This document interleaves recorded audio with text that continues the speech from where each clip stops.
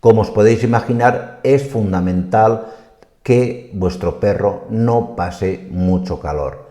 El calor excesivo repercute más a los perros que a las personas, básicamente porque los perros no sudan, salvo un poquito por las almohadillas plantares de las patitas o un poco por el hocico. Es decir, básicamente el perro elimina calor jadeando.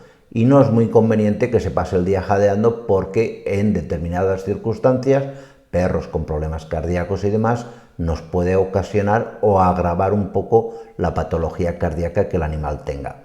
Por eso es importante que sigáis estos 10 consejos que vais a ver que son sencillísimos y muy fáciles de aplicar.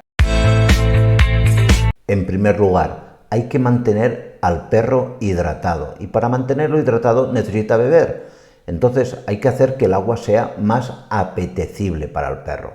Debe ser agua limpia, a ser posible fría, y si os veis en algún tipo de circunstancia le podéis dar incluso cubitos de hielo para que el agua se enfríe más, ¿de acuerdo? Pero sobre todo limpia y fría.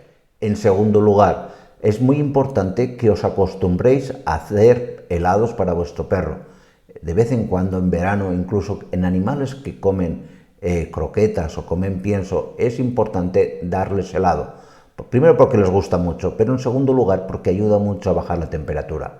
Al final de este vídeo os enlazaremos con otro donde os explico de forma muy sencilla cómo hacer los 3 tipos diferentes de helados que más gustan a los perros. Helados de frutas, helados de carne y helados de verdura. Facilísimos y vais a ver que lo vais a poner en práctica casi todos.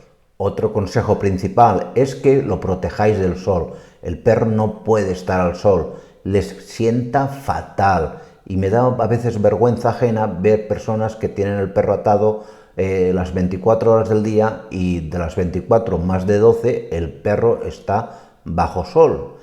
Oye, poneros vosotros en esa circunstancia, a ver si os gusta. También muy importante que refresquéis el ambiente, ya sea con algún vaporizador de agua, con el mismo aire acondicionado que tenéis en casa, pero si vosotros pasáis calor, el perro pasa todavía más.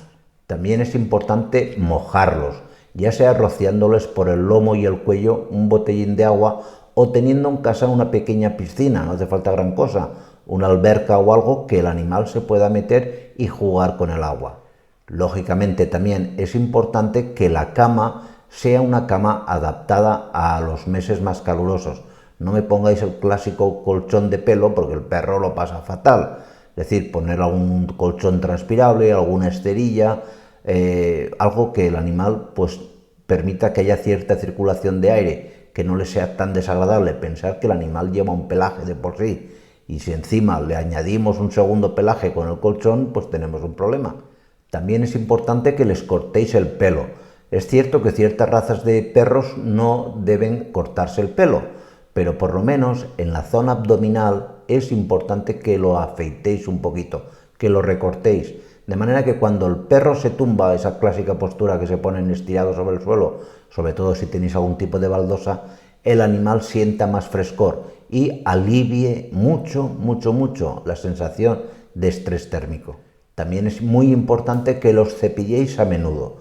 Retirar el exceso de pelo ayuda a que la aireación del pelaje sea más óptima y por lo tanto tengan menos sensación de calor extremo. Al mismo tiempo, y esto es de cajón, evitar que el animal dé paseos a horas extremas, a horas donde hace demasiado calor. Y por último, dale siempre a comer en las horas del día donde hace menos calor. No es conveniente que el animal coma a las 12 del mediodía. Dale de comer a muy primera hora de la mañana cuando hace fresco o a muy última hora de la tarde, o en ambas si le das 2 comidas al día. ¿De acuerdo?